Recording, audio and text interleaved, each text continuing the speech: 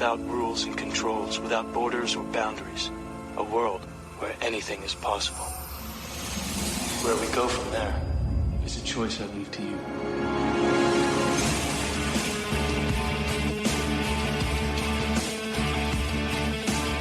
The Krisanne Hall Show. Any varmint that crosses that lady's path has met its match.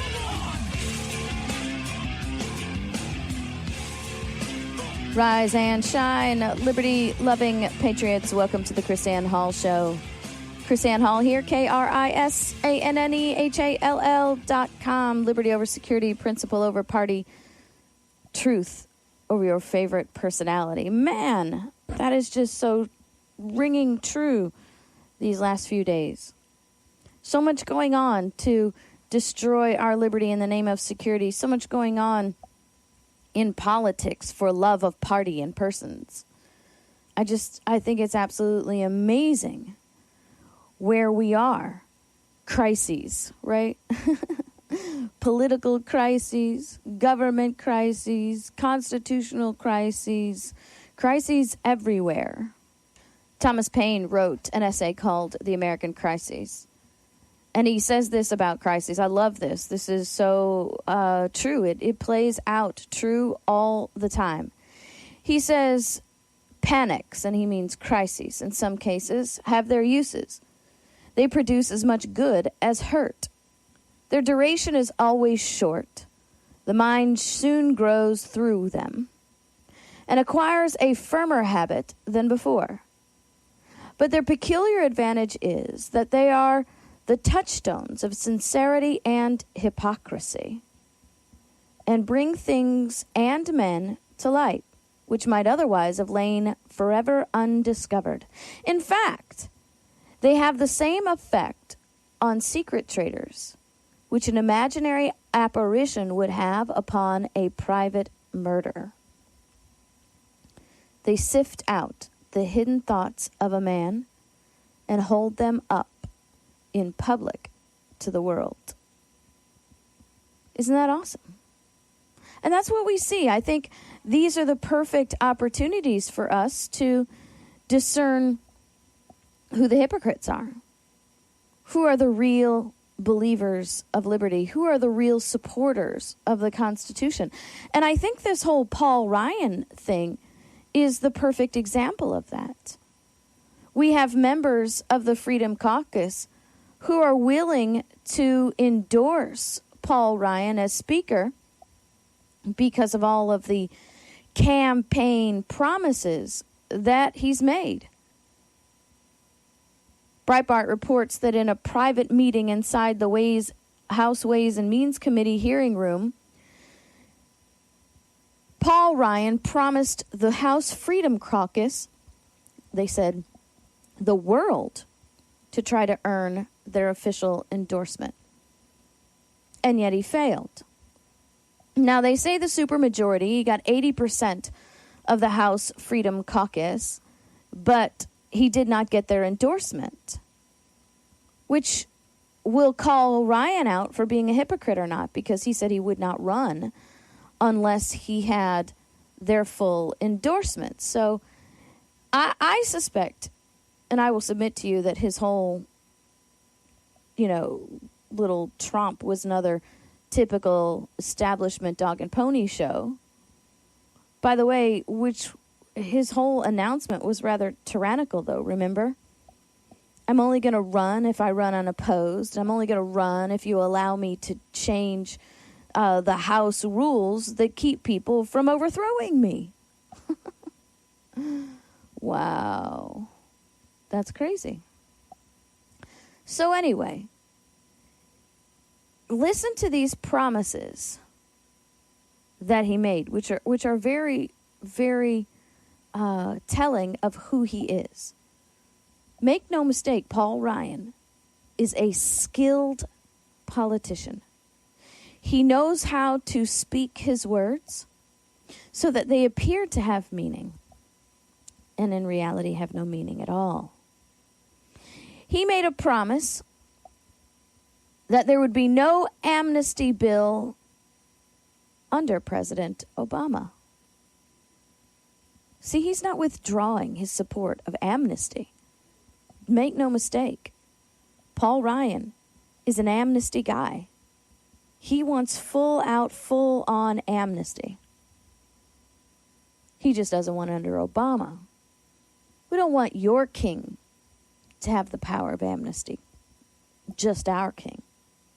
Now remember, Mitch McConnell has already told us that the next king will be a Republican. We know that. It's already planned out. There's no point in the Democrats even going out to vote. As a matter of fact, there's probably not any reason for anybody to go out to vote because the president's already been chosen.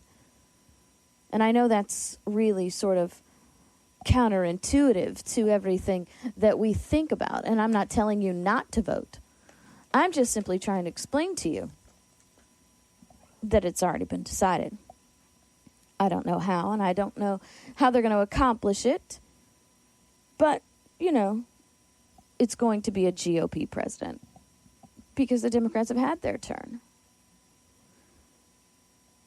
He has also promised a more regional representation rather than representation centralized in the Speaker's office. Are you freaking kidding me? A more regional representation? See, this crisis in the Speaker of the House has actually, or should actually, point out to us why our federal government doesn't operate the way it's supposed to, why we are no longer a constitutional republic. It's like I've been saying all along. People do not have equal representation in the House of Representatives anymore. We don't have equal representation. Your representative does not have the equal representation of the Speaker of the House. He has more power than any other person in the House of Representatives. And with Paul Ryan's promise that they will go to a not complete, more regional representation rather than representation centralized in the Speaker of the House, tells you how we've been operating. Your representative has not had any vote in Congress unless he has voted. Think about this. Your representative has not had a real vote in Congress unless he supports the vote of the Speaker of the House, which means it's not your vote, it's the Speaker's vote. Really? I mean, that's just amazing. What is going on here? You see, this is why our framers didn't want the Speaker of the House to be a representative. It's precisely why. They wanted the Speaker of the House to be someone besides a representative so that we wouldn't get this single leadership control. I mean, what in the world is going on? Paul Ryan announced that he would change the rules about setting aside the Speaker of the House. Significant changes to the House rules.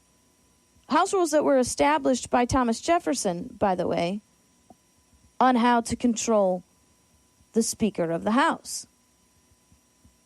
The members' authority to offer a, quote, motion to vacate the chair. That's how Boehner was removed as Speaker from power. But now Ryan wants to change that. Ryan wants to overturn one of the checks established by Thomas Jefferson. He's sort of backtracking on it now, right? Oh, well, no. I don't want to repeal it. I just want to make it a little bit harder. We should be willing to address different means by which we enter a motion to vacate the chair. Isn't that the same song and dance the government always gives us about things that are protecting our rights? Oh, we're not going to repeal your Second Amendment. We're just going to have a common sense debate about gun control. No, we're going to repeal your First Amendment. We just need to have a means to keep you safe. We're not going to repeal your Fourth Amendment. We're not going to actually change it. We're going to just simply establish a new procedure. And that's exactly what Ryan is saying. I'm not going to repeal our means by which we motion to vacate the chair. We just need to have a common sense debate on how to better control it so it never happens again. Now, if that's not telling enough, Ryan has also promised to give up the Speaker's 5 votes on the committee. How does one representative elected by one district of people have 5 votes on a single committee? How is that possible? That is only possible when we no longer function as a constitutional republic. And this crisis has done exactly what Thomas Paine said it would do and should do. The question is, will we learn from this? You see, we don't need a Speaker of the House who's going to operate like a power-hungry dictator, as the Speaker of the House has been maintained. We need a Speaker of the House who's going to restore the constitutional republic, an equal vote to all representatives. I don't think we need a single House member to be the Speaker of the House. I think we need somebody from the outside who is not bought by either party, who will run parliamentary rules and ensure that each person within their district gets equal representation through the Constitution.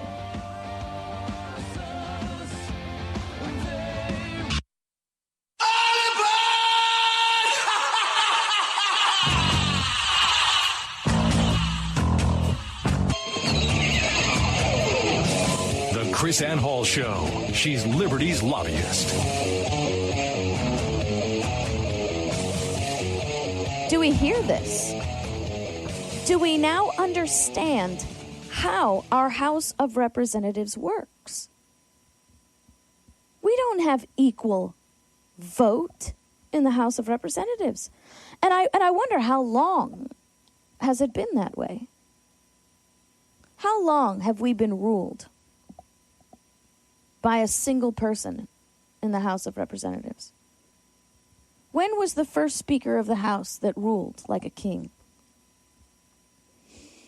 Because I guarantee you there had to have been one that really just sort of stepped over the line, and then everybody else wanted to have that power. And after that, it's been just an office of power. I wonder. Must have been after. Oh, well, maybe it was during Thomas Jefferson's presidency, which is why we established the motion to vacate the chair. I mean, maybe it happened that early. I mean, men gravitate to power. And when the opportunity comes to have that power, then, you know, it's not going to take long before they seize it. And we have not had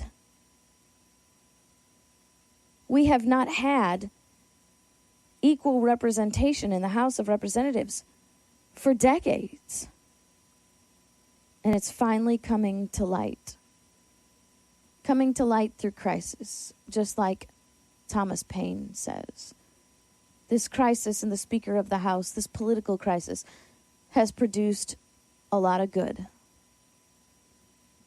He says that, remember, they are the touchstones of sincerity and hypocrisy, and bring things and men to light which might have otherwise lain forever undiscovered.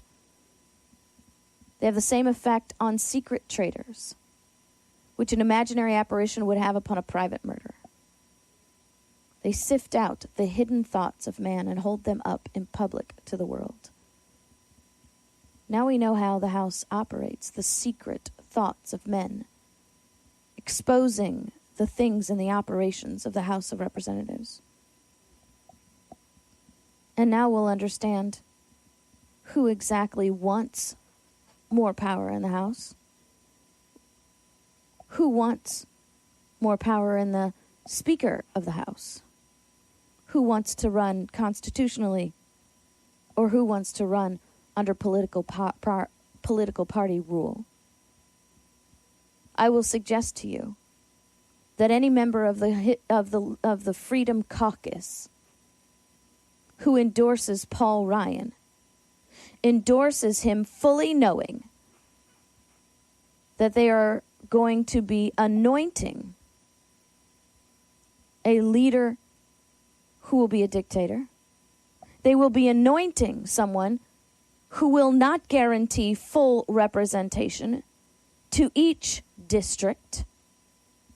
They will be anointing someone who endorses amnesty, just not under this king, under another king.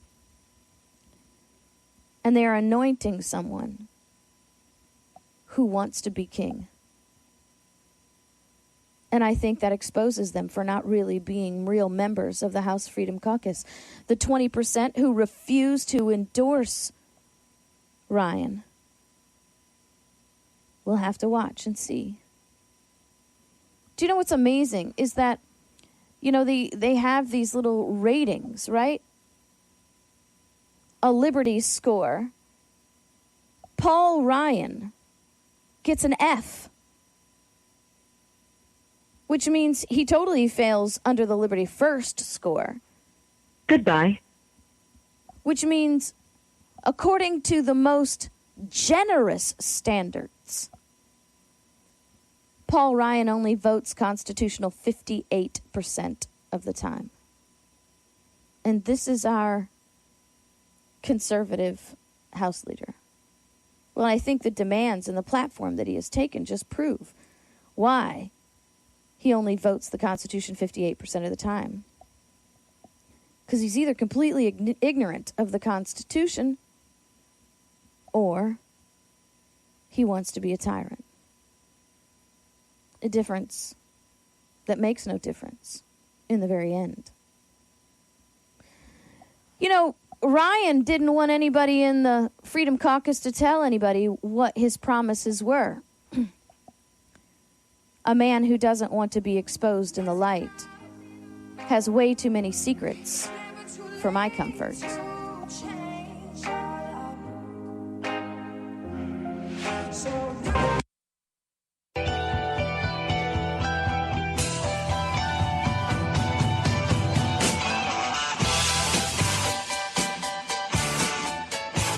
The Krisanne Hall Show. She's Liberty's lobbyist. Let's shift gears a little bit now. We've been talking about the Liberty First principle over party and truth over your favorite personality. Let's get into the Liberty First principle of liberty over security.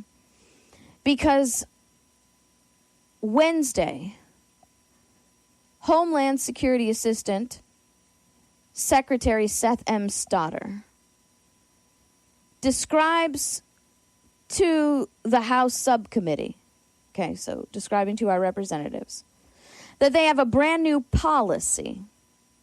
This is not a law. This is not even an executive order, This is a policy by the Department of Homeland Security that rewrites our Fourth Amendment. A policy written by the Department of Homeland Security, which gives the Department of Homeland Security and the Department of Justice more power. Gives themselves the authority to avoid and circumvent your Fourth Amendment. Well, you can thank the Supreme Court for that one. Their little compelling governmental interest exception to every one of your rights. Remember, if the government can show that it has a compelling governmental interest, then it trumps all your rights, according to the Supreme Court. So don't even bother suing over this one, because you're not going to win. Because you see, the new policy allows the Secret Service to track your cell phone communications without a warrant if they believe there's a non-specific threat to some protected person. You know, this is really just another expansion of a legislatively passed act. See, this is why this policy is okay. Because you see, Congress passed a law that expands the authority of the federal government over these protected people. It's the Federal Buildings Grounds Improvement Act. It has nothing to do with landscaping around federal buildings. It's a no trespassing bill. Okay, so in the Congress of 2011-2012, they passed a no trespassing bill. That's what they told us to believe it was. It was a no trespassing bill on the White House grounds. It was supposed to keep fence jumpers away from the president. And I'll remind you that didn't work out so well, because after we passed this law, which was supposed to keep fence jumpers away from the president's lawn, we had a fence jumper, right? So the laws don't stop crimes. But you see, this legislation made it a federal crime not to trespass on the grounds, but to simply disrupt the orderly conduct of government. You see, in order to be guilty of this offense, you don't even have to be on the grounds where the government business is being conducted, just within the vicinity of the self-proclaimed business of government. It's not limited to buildings or locations, as the title suggests, but it's roving, and it follows persons protected by the Secret Service wherever they go. Section 752, subsection A, subsection 2 says, knowingly and with intent to impede or disrupt the orderly conduct of government business or official functions, engages in disorderly or disruptive conduct in or within such proximity to any restricted building or grounds when or so that such conduct, in fact, impedes or disrupts the orderly conduct of government business or official functions. Knowingly, with the intent to impede or disrupt the orderly conduct of government business or official functions, obstructs or impedes ingress or egress to or from any restricted buildings or grounds. Now listen to how they define restricted buildings and grounds, and now you'll get the understanding of where this new policy comes from. Okay? Section 752, subsection C, subsection 1. The term restricted buildings or ground means any posted, cordoned off, or, quote, otherwise restricted area of a building or grounds where the president or other persons protected by Secret Service is or will be temporarily visiting. Is or will be. You got your potential visiting place. A building or ground so restricted in conjunction with an event designated as a special event of national significance. Are you hearing that? So that's where now this new policy comes up from the DOJ, Department of Homeland Security, that they can now track your cell phone without a warrant if there's believed to be a non-specific threat to a president or other protected person. These other protected persons. A non-specific threat. Which means now, in conjunction with this legislation that we've already passed, see how you have to connect these dots, because these legislations create the opportunity for the departments to make policies. Okay?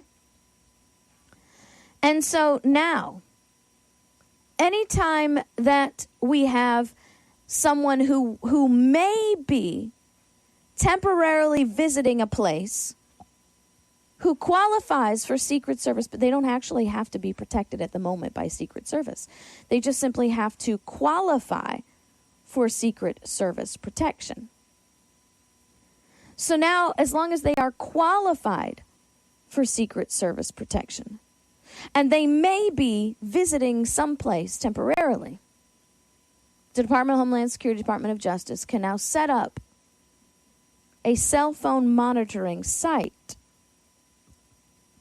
and monitor everybody, unlimited, without a warrant. And so now, where is your First Amendment? Where is the codification of your right to peaceably assemble? Your right to speak freely? I mean, what exactly is the limitation on the government if they don't need any warrants to do what they need to do? If there's no Fourth Amendment restriction on how they invade our stuff? I mean, that's great. The Fourth Amendment says the right of the people to be secure in their persons, houses, papers, and effects against unreasonable searches and seizures shall not be violated. Now, your federal supremacists will tell you, well, that's all well and good, but we need to determine what is reasonable, right? Oh, great. So we'll allow the government to determine what is reasonable so they can create their own exceptions? I'm sorry, we don't have to have the government determine what is reasonable. Oh, and yes, the Supreme Court is part of the federal government. So their determining what is reasonable is not even reasonable. The Supreme Court is 1/3 of the federal government. How does it make any sense that 1/3 of the government can decide the power of the whole government? Wouldn't 1/3 of the government want to expand the power of the whole, because then it naturally it expands their own power, right? It's not how we were set up. And the Fourth Amendment already tells us what a reasonable search and seizure is. You have to read the whole thing. The right of the people to be secure in their persons, houses, papers, and effects against unreasonable searches and seizures shall not be violated. And here's reasonableness. No warrant shall issue but based upon probable cause, supported by oath or affirmation, particularly describing the place to be searched and the persons or things to be seized. And means all five have to be present in order for a reasonable search and seizure to exist. But the Supreme Court has determined that because the government has a compelling governmental interest in self-preservation, right? That's what the Department of Justice said in its white paper. We have an inherent right to self-defense. So now they have a compelling governmental interest in preserving the government. And so they don't need all five. They just need 3 out of 5. 4.5 out of 5. So they argue that we need this to keep people safe. And Stoddard cites the example of kidnappings, right? We need to have a way to set up a new policy that allows the Secret Service to use intrusive cell phone tracking technology without a warrant if there is believed to be a non-specific threat to the president or other protected persons. This is the policy, right? And then Homeland Security Assistant Secretary Stoddard says, you see, we need to expand our policies because of these things like kidnappings, such as the recent case where Immigration and Customs Enforcement officers used a stingray to help locate and rescue a 6-year-old girl being held hostage by human smugglers in Arizona. Whoa, wait a minute. I thought this policy was only expanding the authority of the federal government to deal with non-specific threats to the president and people protected by Secret Service. Are we now suggesting that 6-year-olds are protected by the Secret Service?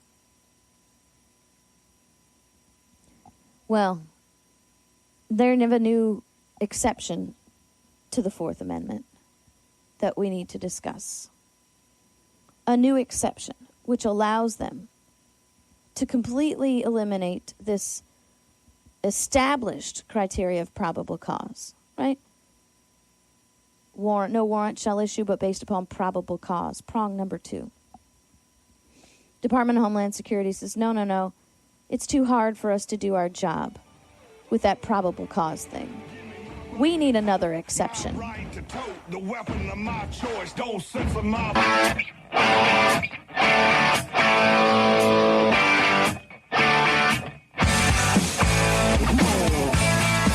The Krisanne Hall Show.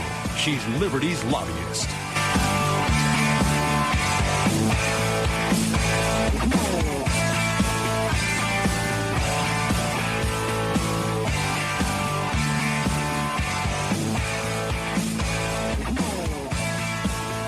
So once again, the federal government has created its own exceptions to the limitations established or should be established and maintained by the people in the Bill of Rights.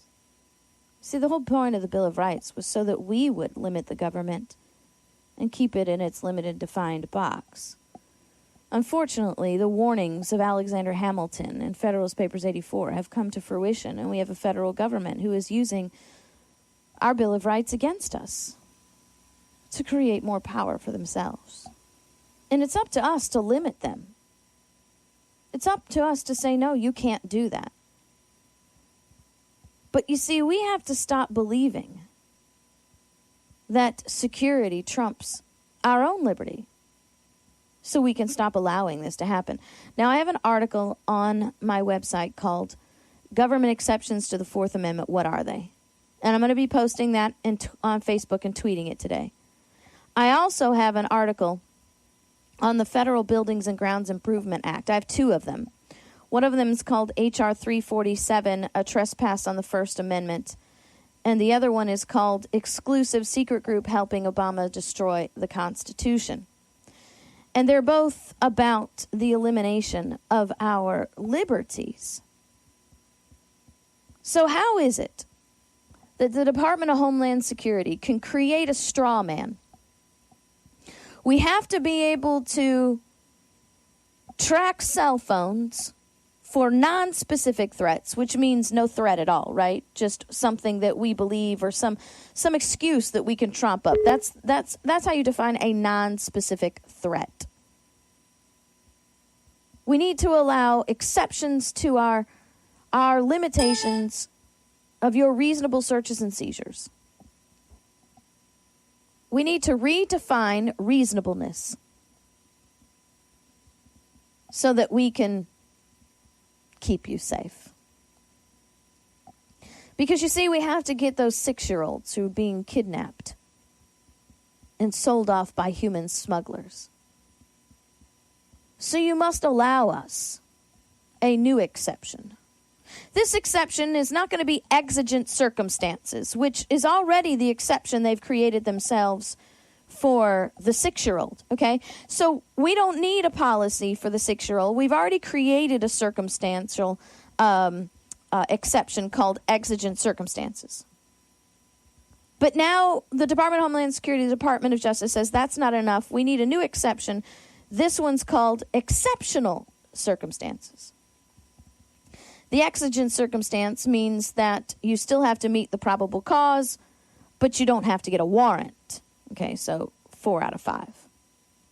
This exceptional circumstances threshold now says that you don't have to get probable cause and you don't have to get a warrant. So now we only need 3 out of 5.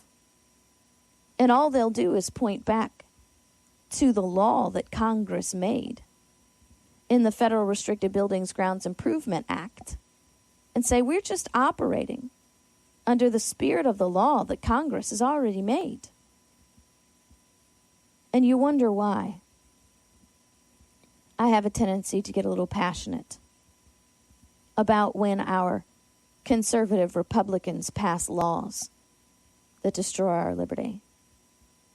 Because you see, liberty is always destroyed in degrees.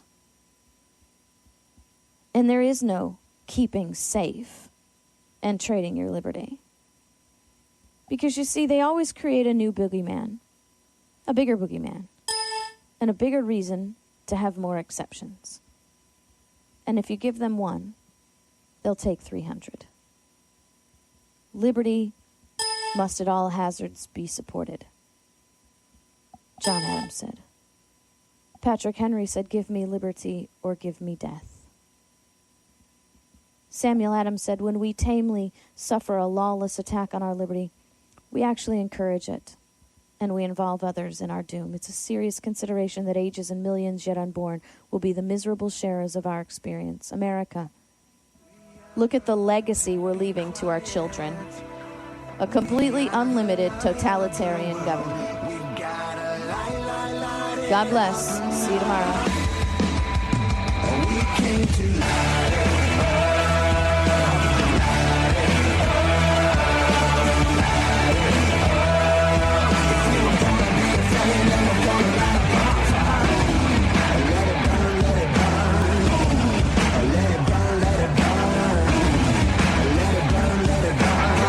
Something down if you get it our way.